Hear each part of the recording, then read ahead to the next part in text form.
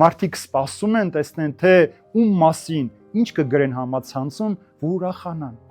զվարճանան, ուրիշի դժբախտության վրա փորձել ինքնահաստատվել։ Բայց բոլոր մարդիկ էլ Հիսուս ուզում է ասել, որ բոլորդ էլ մեղավոր եք, եթե չապաշխարեք, դուք էլ եք կորչելու։ Որովհետև մեղքի վարձն է մահը։ Երբ որ մարդը մեղքի կյանքով է ապրում, երբ որ մարդը ամբողջ օրը իր տրամադրած է մեղքով հետարքրվելու, մեղքը բացահայտելու, մեղքի մեջ լինելու ցանկությամբ, իրեն էլ մահ է սպասում։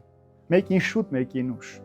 Մեկ իր անկողնում պիտի մահանա, մյուսը ճանապարհին դժբախտ պատահարից պիտի մահանա, մեկ ավտովթարից, մյուսը ավիավթարից, մյուսը նավը պիտի խորտակվի, բայց մահը պիտի գա մեր կյանքի մեջ։ Սուրբ Գիրքն ասում է, որ ինչ էլ որ լինենք, մահը անպայման մեզ պիտի հանդիպի։ Ինչպես պիտի մենք կանգնենք այդ մահվան առջև։ Ուրեմն ապաշխարության հրավեր է ուղարկում Տերը։ Բոլոր կատարվող դեպքերի մեջ, քաղաքական, հասարակական, ընկերային, ընտանեկան դեպքերի մեջ Հիսուս մեզ հրավիրում է ապաշխարություն։